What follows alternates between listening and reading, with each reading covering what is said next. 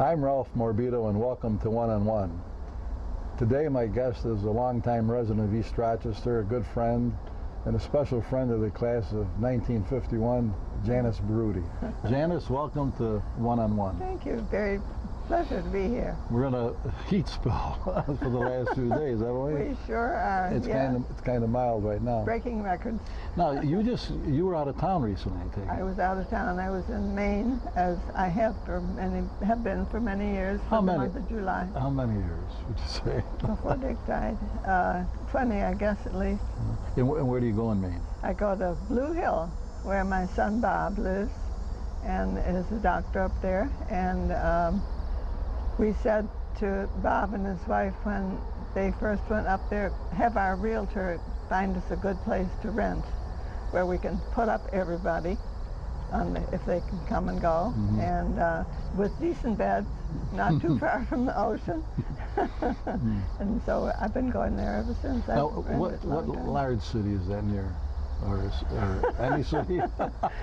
Ellsworth is the large city on the coast. What's the next one? Bangor. Bangor, okay. Is Bangor, the I know. city inland. Bangor is where Bob did his residency, and he became interested in Maine at that point. All right, we'll talk about that in a little bit, but where did you grow up? In Framingham, Massachusetts, which is just off the turnpike. And what kind of 20 community? miles from Boston. A blue-collar community, I guess. Back in those days, it was the home of Dennison Manufacturing Company, the crepe heaper people. Yeah. And I grew up in a class. People came from various parts of the community where we all went to smaller grade schools. Junior high, we came together, and high school, for 3 years of high school. There were 210, I think, in my graduating class, so right? Bigger than East Rochester. Oh, for sure, for sure. But my first 8 years, I was in school with only one class per grade.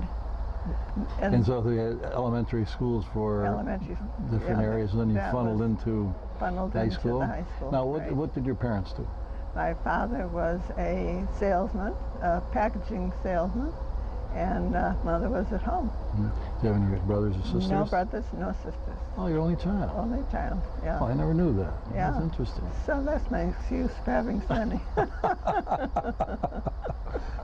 So he was a salesman. So what was it like growing up there? I mean, It was, I lived in the rural southwestern part of the town, and it was quite rural and quite small. And as I say, we went to a grade school that was the practice school for the State Teachers College there. You know who Claire Begale is?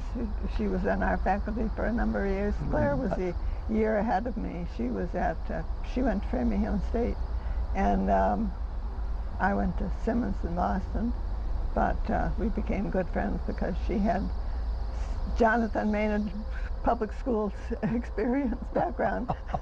Oh, so she was from your hometown, in effect. She was from a neighboring town. And she wound up in East Rochester? And she wound up, yes, she did, yeah. She came here with her husband, who worked for Kodak, and became a widow at a fairly young age, and came to East Rochester, although I think maybe her husband died after she got here. Was she a teacher? She was a teacher. Okay. And she taught in the faculty? Yeah. Jim had her in 4th grade, I think. Oh, okay. Yeah, it was quite a while ago. And you went to college, I take it, after high school? I went to college in Boston, Simmons. Is that a girls' or it's a ladies' girls' college, still is a woman's college. Still is a woman's college.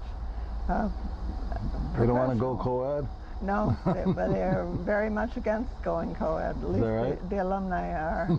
Yeah, yeah. What do you think? Your alumni? No, I think it's a good idea. What, not to? To have just the girls. Really? Yeah. Why is that? Yeah, well, it has its pros and its cons. When I was a student, I would have loved to have boys there. But I think that it's a good experience for the girls. And what kind of school? I mean, are there schools? It was a professional type of school. My major was foods and nutrition. Okay. And there was the New England School of Pharmacy was around the corner from us, as was Harvard Medical School and a lot of schools within the area. And so some of my friends who commuted on the bus and subway would see these boys from these other schools, and they'd look at I mean, we were supposed to be having foods. You know, they thought we were learning to cook and to sew. And when they saw our textbooks, which were the same as their textbooks, they were quite surprised. They thought that's what we were majoring in, not cooking and sewing. Right, yeah. And when did you graduate from? I graduated in 1946. 46. And Got a 60th coming up next year. Is that right? Yeah. 60th anniversary. Well, we have a 55th in high school. The 60 count. Have you been back to reunions? Yeah, periodically. Occasionally, yeah. More in the more recent years than I did earlier. What kind of experiences have been? Oh, it's fun. It's fun. Depends on who's there. Sure. But our particular group of friends are trying to get back. And did they have sororities at the school? Or no. They didn't? No. Didn't have time. I commuted for 2.5 years, which meant an hour on the bus, morning and night. Now, was that expensive, a school, a private school to go to, or? When I started there, tuition was $400 a year. My father at the time was making $4,000 a year, so it was a struggle. $400 a year. Was that a semester a or for the whole year? For the year. Those days are certainly gone, aren't they? Yeah. So graduated in 1946? 46, and that spring I had come out. That was before you were born, probably. So no, it wasn't before I was born. you don't remember that there was a strike on the trains one weekend in the spring, and of course that was the weekend that I had decided I'd come to the U of R for interview, and I stood up or sat on my suitcase the whole way from Boston to Rochester, and I got a job as an assistant manager at what was then the men's campus. Okay. In the cafeteria. What made you interested in even applying for that job? How did that come about? I had. You probably haven't thought about these things in a long time, have you? No, I haven't. I had one advisor amongst the faculty, and I talked over various jobs with her, various jobs opportunities. There was one at Skidmore. One of my friends took that job. And there was UNH, University of New Hampshire. My roommate went there. And so anyway, she looked them all over, and she said, now you've been to school with just girls for 4 years. You go where there are men. So I took her up on it, and I came out here. My mother couldn't understand why they would be applying for someone from Simmons to come out here, because she knew of RIT. And they have similar kinds of courses. And so we discovered that the woman who was in charge of the food and dining services here was a Simmons graduate. So I had an in without knowing it. So I take it you got the job. I got the job, right.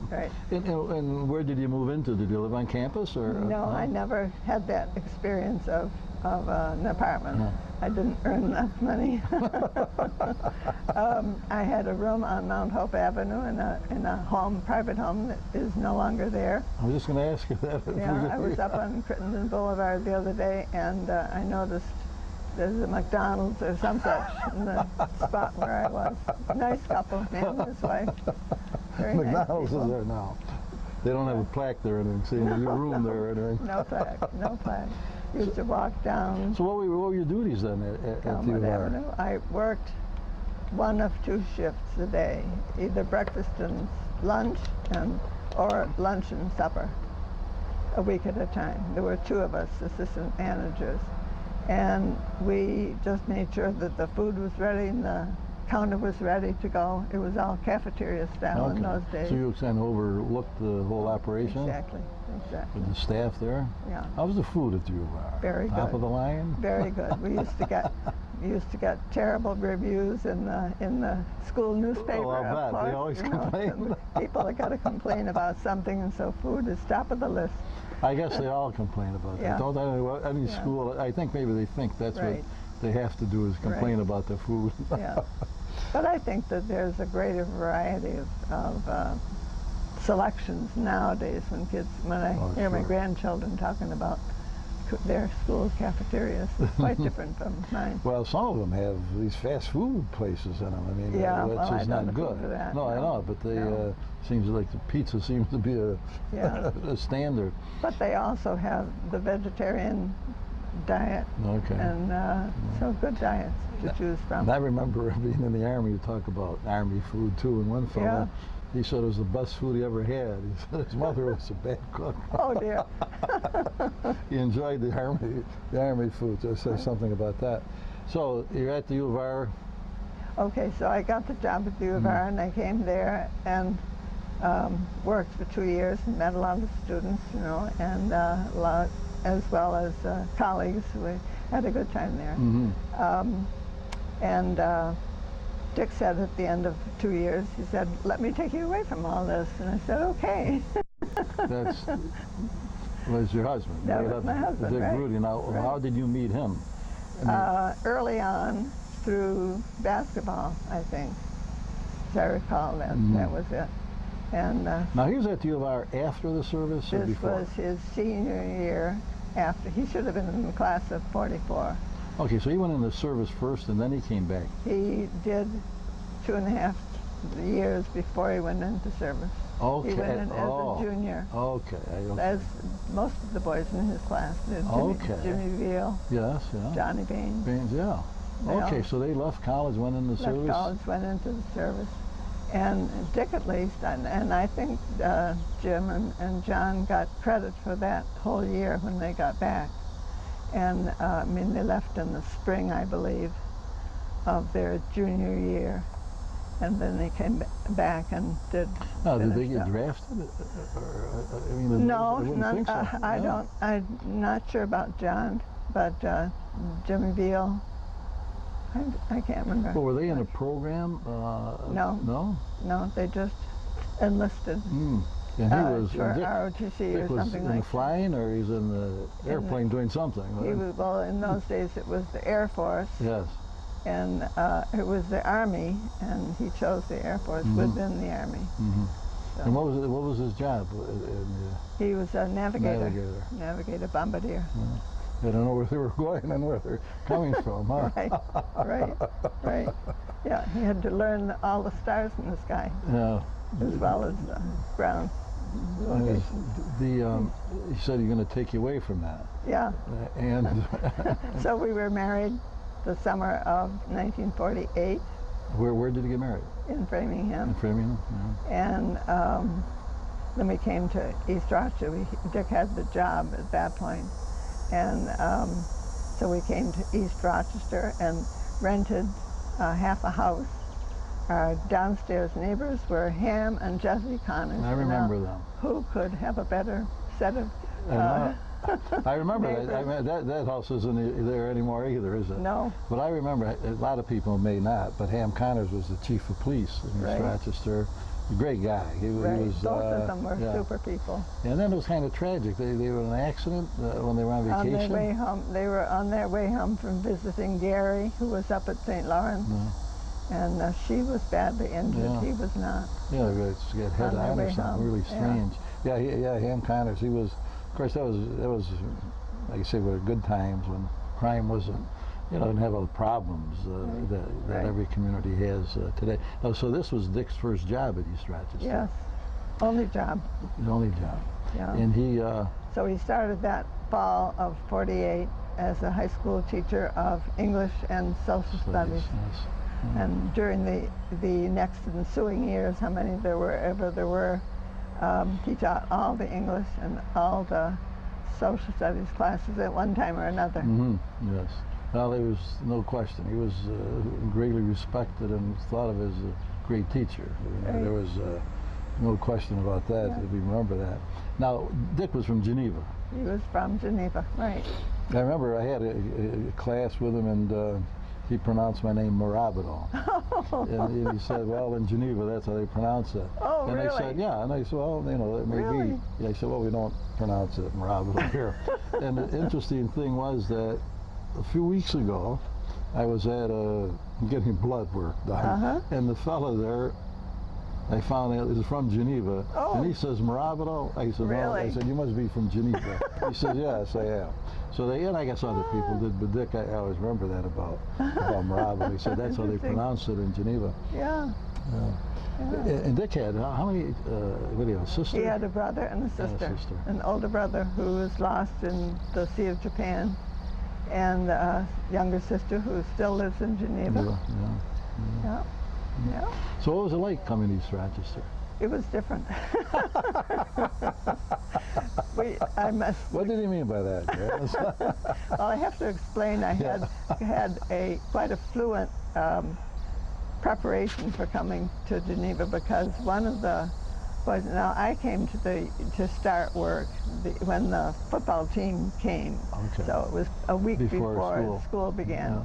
And one of the football players at that time was Bill Gay from East Rochester. Oh, sure, I remember Bill Gay. And Bill and I became good friends. Yes. And Bill was later a fraternity brother of Dick's. Okay. I think maybe that's the way I met Dick. I don't know. So Bill was vociferous on East Rochester and all his charms. Yeah. Yes. In fact, I think he told the Wilburn that it'd be better hire Dick. Well, they were neighbors. Yeah, well, Lou hired some fine people. No question about that. He was a great man himself. Yeah, he was. He was. Well, I think a number of those people. He and O'Donnell and Larry Quinn, your late husband Dick Baroody. I think when you look back on it, all those people could have done extremely well at anything they did. Yeah. If they were in a marketplace or in business, they would have been successive. Right. So Billy Gray, he was a good football player, as I remember. Yes, he was. He had a younger brother, David. Yes. Who was also a football player. Yeah. So what we mentioned about Geneva, what were you saying about the shock? Culture shock. Well, no, coming from what I considered a small town to another smaller town. Smaller. You thought you came from a small town. And one of the first things Dick said to me, now don't say anything about anybody, because they're probably related to whoever you're talking to. Boy, I'll tell you what, I don't know where you learned that, but the absolute truth, you don't know who's cousin. You can't go by names, Right. Yeah. Well, that's one thing Dick never did either. I mean, he was remember a number of things about him, and one thing is that he never was critical about anybody. Anyway, publicly, whether what he thought might have been different. But he never did, and I have to tell this funny story, because probably when you first moved in there, and he was coaching, your oldest child, it was Dick. Now, when was he born? He was born in '49. Okay, so a few years or soon as you got here? Yeah. Because we used to hang around in the locker room after basketball practice, and myself and Bert Fitzsimmons would be the last ones out all the time, and your husband was always rushing us, So I said, Dick, I said, Coach, what is the hurry? I mean, I said, he said, get home, he said, I can see my son before he put him to bed, Right. And I thought to myself, maybe after that, we never dilly-dallied, I thought that was, that was a great thing. I never forgot that. He said that. That's why I wanted to get out of there. We had enough. I stuck pretty close to home over the years, and every now and then, even today, I will meet someone who points out that was I Dick Baroody's wife, and yes, he was the best teacher I ever had. Yeah, no, absolutely, absolutely. I talked to Tony Isidore last night. He's in New York City, and and he always thought a lot of Dick. And I'll tell you, I used to sit there with Dick when he was going over essays that you've written. Yes. I always read the good ones. Yeah. Well, you probably read Tony, because he was a creative guy. Right. He still is. He's still working in New York City as in advertising. Says he's going to work till he's 80. I said, that's terrific. Yeah. Now you had 5 children. Six. Six. No, why do you think 5, 6 children? don't Let's know, talk, 6. let's Okay, go Dick. through them. See if we can.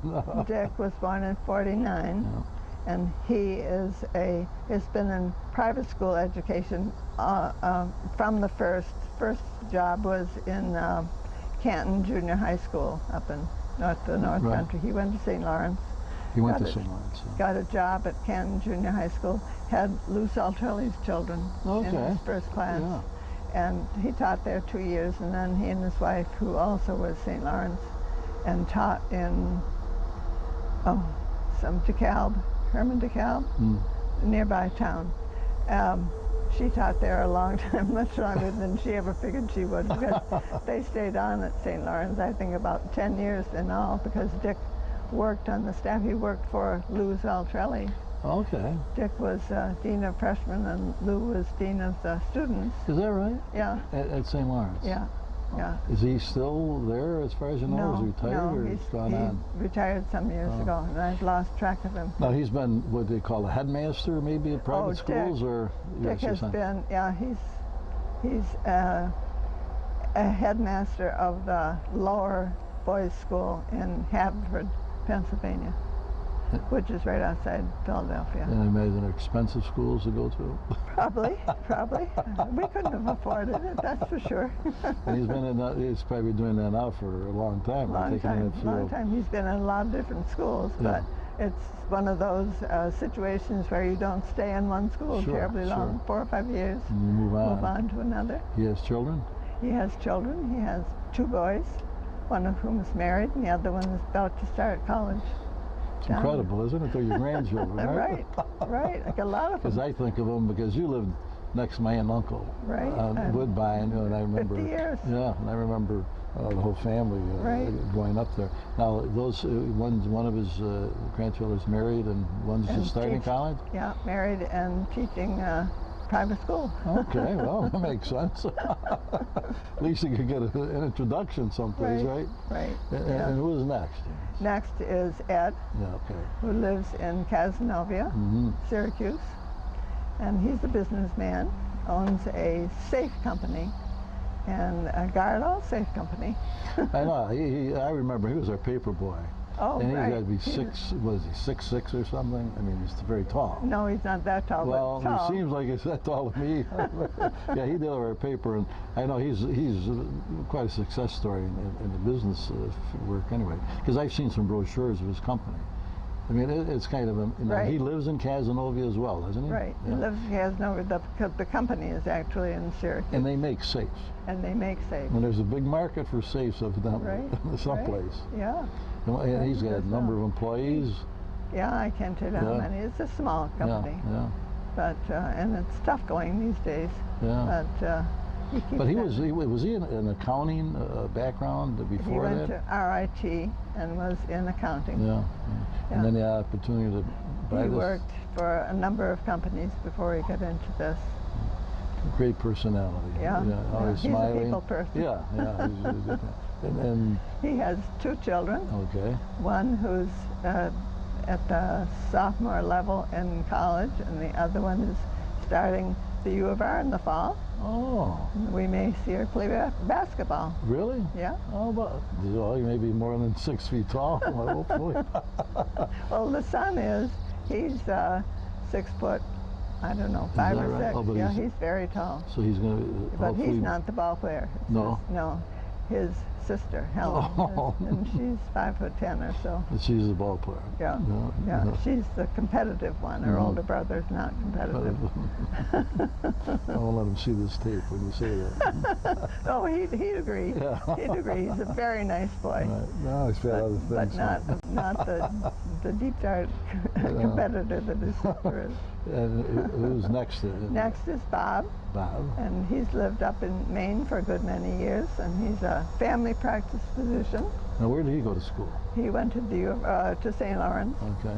And the U of R Medical School. And then he went to Bangor, Maine for his residency, and did an externship when he was a third-year resident in Blue Hill. When he was growing up, were any indication that he might be interested in medicine? Yeah, Really? From junior high Is that age, right? yes, that was all he wanted. In fact, it was a real struggle to get into medical school sure. in those days. Sure. And he never heard, even though he graduated very high in his class at St. Lawrence, he never heard of his acceptance until after graduation. His faculty advisor couldn't believe it, but that's where it was. Is that right? And yeah. He doesn't make house calls up, does he?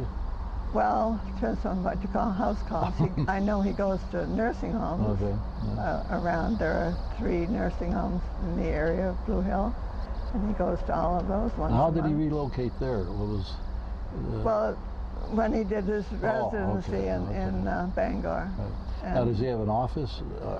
He has an office along with, not partners of, but along with a group of doctors, Sure. family practice How old is doctors. he? Bob is 51, 52. He was born in 53.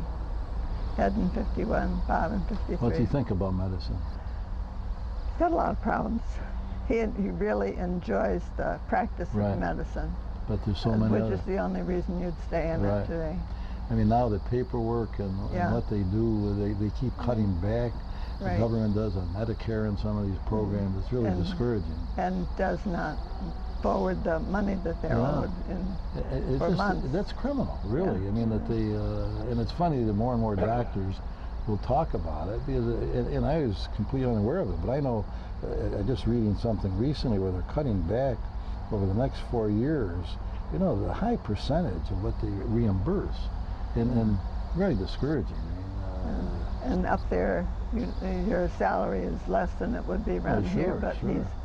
he likes the lifestyle there. Oh, I bet. So- It's a little laid back. Yeah, right. Not that he doesn't work hard. No, he works very no, hard, I'm but sure. No, I have a great deal of respect for doctors. Yeah. No question Yeah. about that. And, yeah. And next is Martha. Okay, Martha.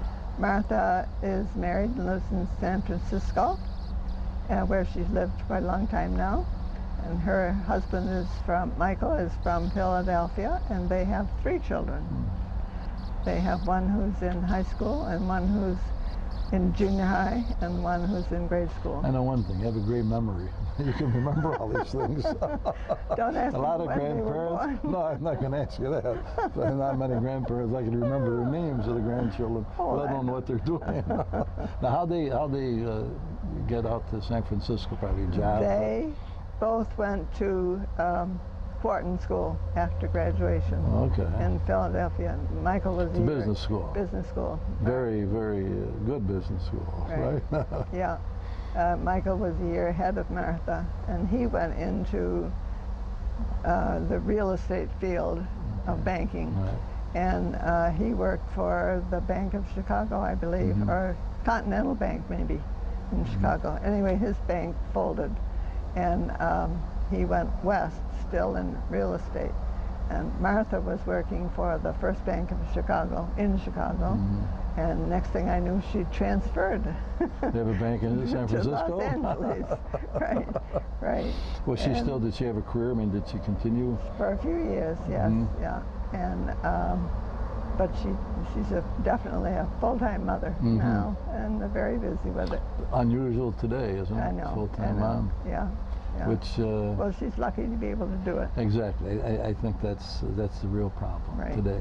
Right. Because it's really unfortunate that mothers have to work. Yeah. And I you have mentioned your husband. 3 daughters-in-law, all of whom are full-time mothers.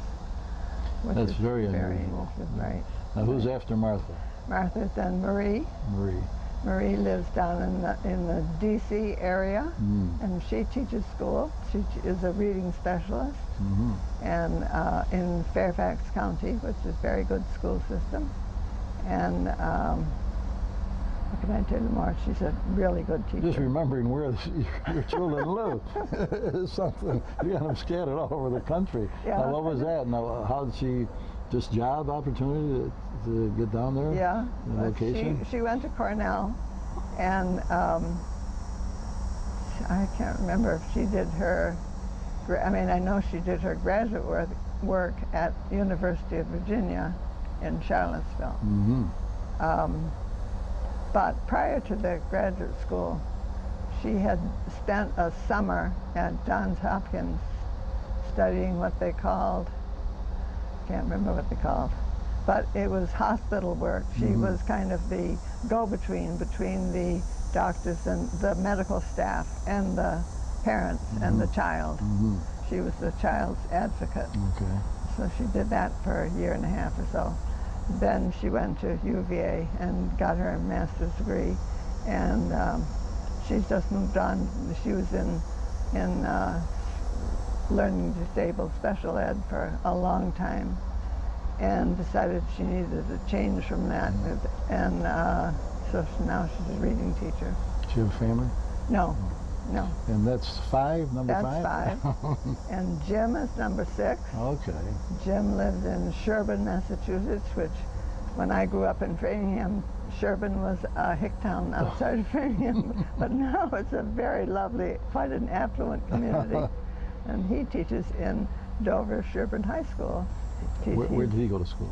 He went to St. Lawrence also. Okay. They were all lazy after Dick went there, and Dick had such a great time. Is that right? The other boys just kind of followed along. You had 6 children. You had Yeah. 6 children. You all went to college. Oh, all went to seemed be private doing schools. well. Yeah, Martha went to what do you American.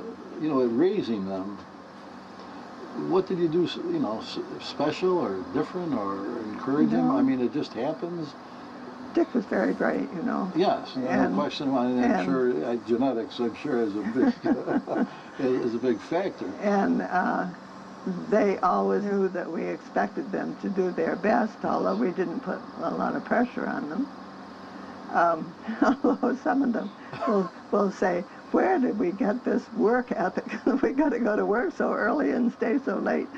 Isn't that wonderful? But, yeah. I mean, it really is that. Yeah. I mean, you really didn't stay after them, or you probably once in a while you might have been after them, but they just saw that, That was what the was way to do expected it. of them, Right. and to do it, because it's not unusual. You have 6 children, one of them might have. Maybe not been interested in higher education or Right, doing something right. else, because most families, if you have that many, one of them might have drifted away from it. Right. But that's incredible that Yeah. they learn that. Yeah. And it's a great tribute to you and Dick, certainly. Yeah. And they wonder where they get their work ethic from, huh? So there are three of them in education. Yeah. Jim's head of the math department in Dover Sherburne, and he loves the teaching. And Well, what's interesting is that obviously they didn't get turned off by teaching. No. I mean, No. if if you listen to your father complain about this, obviously they saw He it as a didn't great. complain at I know. all. Well, that's what I mean. So they saw it as a rewarding career, obviously. Right. So 3 of them are in education. Yeah. And now they want to get in the marketplace.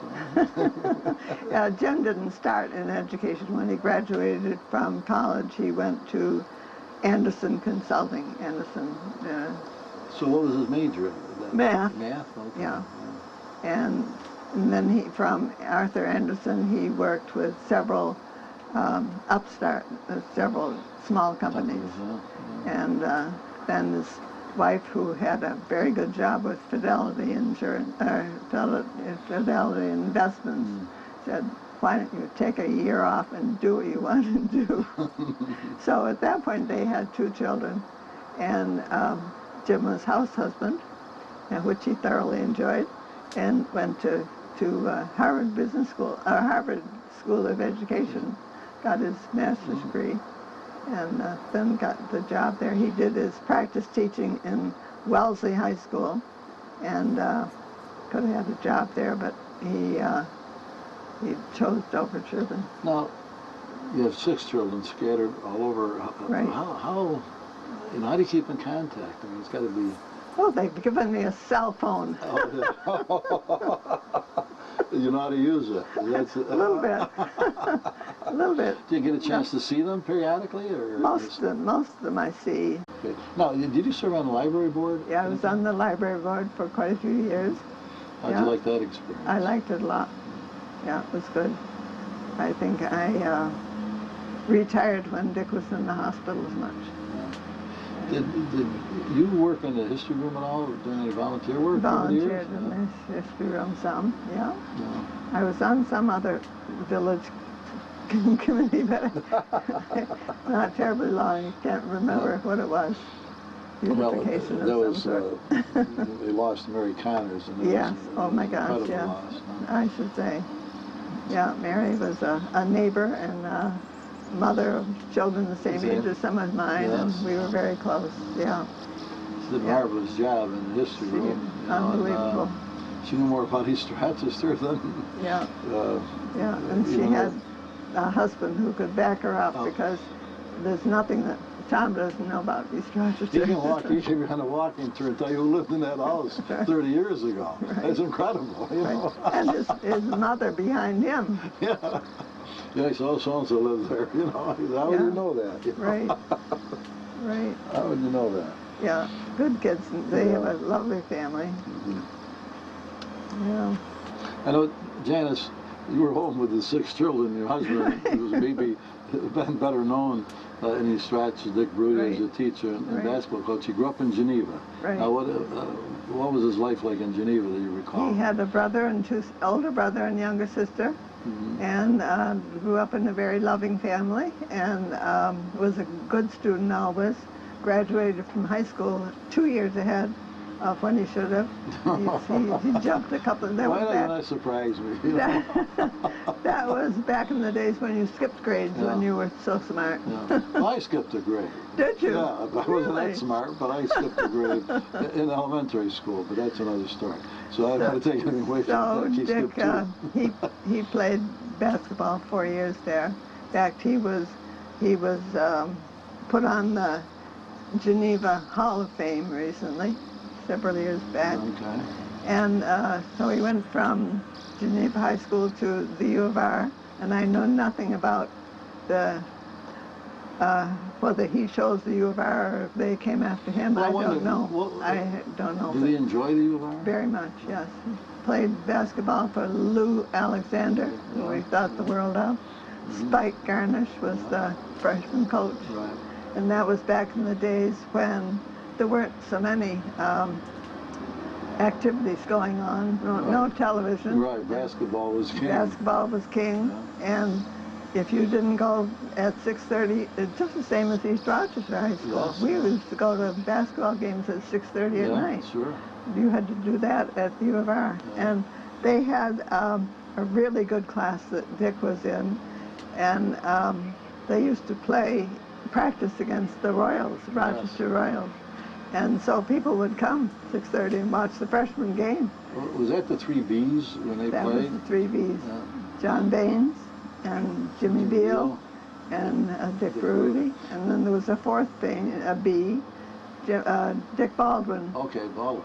Oh, now he had a career in coaching, didn't he? In junior college? Is that the same one? Or yes, down in Binghamton. Yes, Binghamton. I guess he's a long-time coach there. Right. Golf, shoes. Yeah, golf. U of R had great basketball. I mean, they played some top teams. They were 1941, 42 was the ultimate. Yeah. When they were undefeated. Yes, they played some big schools. Wyoming, NYU. Yeah. Yeah. That was incredible. So that was all team, before. And they're all bright students too. I mean, you know, and that was, of course, you couldn't get in otherwise. Right. Today, if you're breathing, sometimes the schools will take you if you play basketball. Right. As long as you can shoot. Yeah. So then, as we came here in 48, and that first year he was kind of sitting on the bench. Frank O'Donnell was coaching, and Fred Durant was the JV coach. Yes. And then I think maybe Fred dropped out and left coaching, and I don't remember that Dick ever coached the JV at that point. I don't think he did. But Frank O'Donnell became principal, and so he had to give up coaching, and so Dick filled that job. So he and Fred coached together, and then later he and Nick Brazella coached together. And he had great success coaching. Right, I can't tell you how many years. In those days,